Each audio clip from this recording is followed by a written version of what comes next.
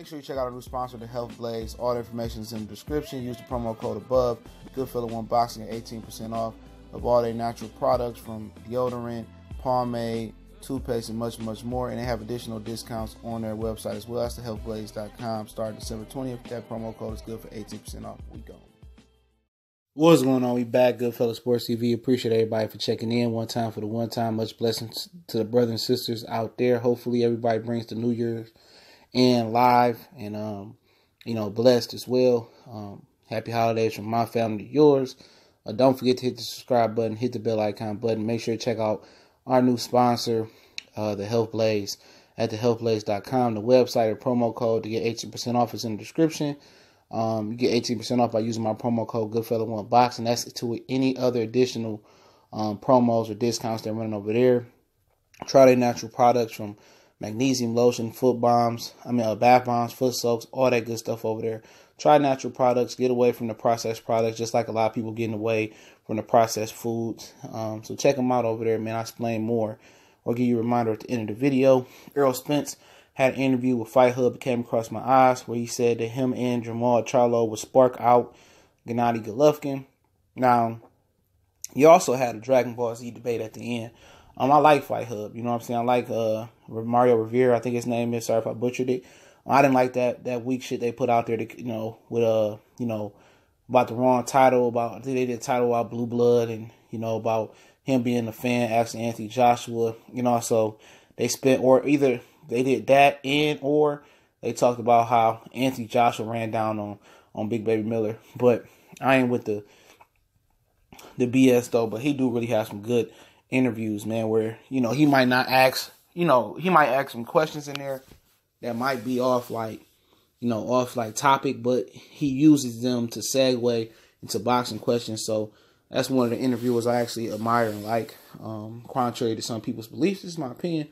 Hopefully, Marco Rivera, I think his name is. Sorry if I butchered it, but, Errol Spence sounded like he was dead serious about Jermall Charlo sparking out Triple G.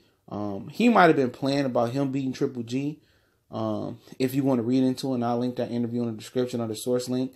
But maybe he do. Maybe people see, they feel like it's sharks in the water around a bloody person. And Triple G is the bloody person. I think a lot of people seeing a lot of drop off with the Canelo fight. I never thought people were scared of him. It actually came out in Colossal Sports TV, which I think he'll be back at the end of the year, or next year, with a new logo and everything gonna be new. He's gonna reinvent his channel. Still be the same channel though. He actually broke the news about Triple G lowballing people like years ago in this interview with Peter Quillen. So Peter Quillen said, they offered him $500,000 to fight, which was a lowball offer, and he was offered $1 million to fight Winky Wright. So which one would you take? Obviously, you're gonna take the 7 figures. You feel me? So nobody really been scared of Triple G. That's been some things that K2 Time Law from HBO pretty much hyped up. They had people thinking people were scared of Triple G. Nobody was scared of Triple G. He finally stepped up versus Kell Brook at welterweight. You know what I'm saying? And Kell Brook had some success, and I think Kell Brook fight made guys brave that was scared, like Danny Jacobs and Canelo, brave enough to get in there with Golovkin. These guys don't fear Golovkin like that, man. But I do think it's a stretch for Errol Spence to jump up 2 weight classes and fight Gennady Golovkin. But, from all different aspects and fighters, interviews I heard, and also knowing that he has more abilities to really fight in different styles than when he shows at 147, I've heard that, he has some great boxing ability, and he was an Olympian, you know what I'm saying? I heard he can be slick, move his head, and box really, really good, and he's a southpaw. And we remember Gennady Golovkin said he didn't want to fight any southpaws when, Canelo got replaced for the May 5th fight this year. And Rob Brandt, who's a WBA regular title holder, said that Errol Spence could easily go up there and hold his own at middleweight. Man, I had to look that interview up. I'll try to link in the description. He did with Fight Hype. He said Errol Spence, it'll be on like Source Link 2. He said Errol Spence can easily go up there and hold his own. He says he'll be one of the hardest punchers at 160. Okay, so if Errol Spence wanted to jump up 2 weight classes, it sounds like he can do it. But obviously, if he has to exhaust all his options at 147, it's just like a Crawford fight can be made. Keith Thurman won't get in there with me. Sean Porter won't get in there with me. Okay, and I have to go through, I had to pass up some money at 154. You know what I'm saying? So it has a lot to be exhausted. I don't see him jumping up fighting Triple G because Triple G ain't paying. Okay. I think they do good numbers, But obviously, I don't think he wants to step on Charlo toes. He didn't want to step on Charlo toes by jumping up, fighting Canelo or fighting Triple G. So, for him, I obviously think, what is he supposed to say? Oh, I think Triple G beat my ass. No, you're not going to get that from him. He's going to be confident. I mean, what do you honestly expect these fighters to say? Oh, I can't beat Errol Spence or I can't beat Terrence Crawford. Are they expected to say that? No. They're expected to conduct themselves as warriors and competitors, and that's thinking you could beat anybody on the planet. And I feel that should be the mindset of a fighter, but, a lot of people some people would think Errol Spence got a better chance than Jermall Charlo just because Jermall Charlo had a tough fight with a cagey veteran than Matt Korobov. You know what I'm saying? And Errol Spence explained the close fight versus Korobov. He explained how decorated Korobov was in the amateurs, beating Usyk, beating Golovkin. Losing to Golovkin, but beating Kovalev twice, losing to Kovalev once. And a lot of other guys he had on his resume. He's a very awkward guy. I don't think you want to be fighting Korobov on a week's notice. And he was a southpaw. So at the end of the day, that's just what it is. Okay?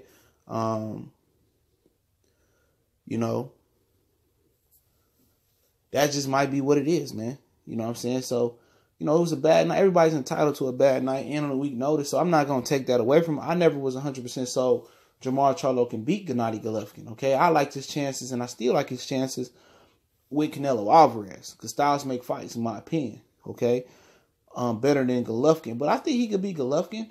People act like Golovkin ain't struggled with Kell Brook, or he ain't struggled with Kassim Uma years ago. You know what I'm saying? It ain't like he got punked by a small guy in Canelo Alvarez who had a competitive advantage in the first and the second fight, in my opinion. But it ain't too far-fetched. You have learning experiences. You'd rather have a hiccup, versus a Korobov, than a hiccup versus a Golovkin. That's why you move up and you fight different styles. And now they know that, there's a problem with southpaws.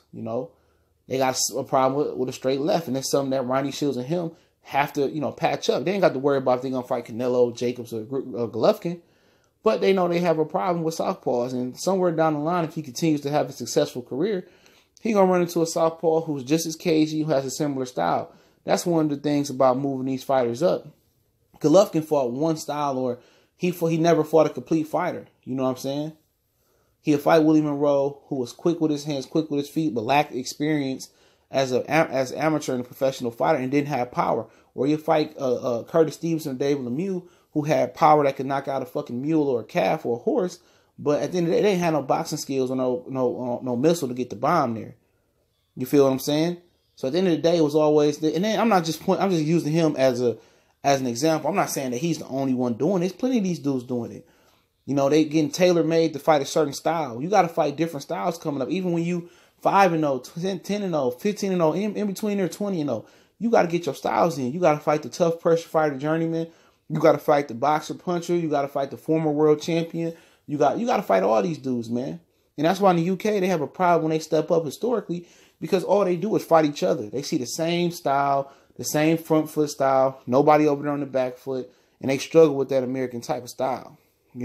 So this was a wake-up call for both Charlo twins. I'm not going to hop off the bandwagon. I'll be a hypocrite because I'm on here preaching just because you got a loss don't mean your career over. And just because one had a near loss or one actually lost, it don't mean it's over with.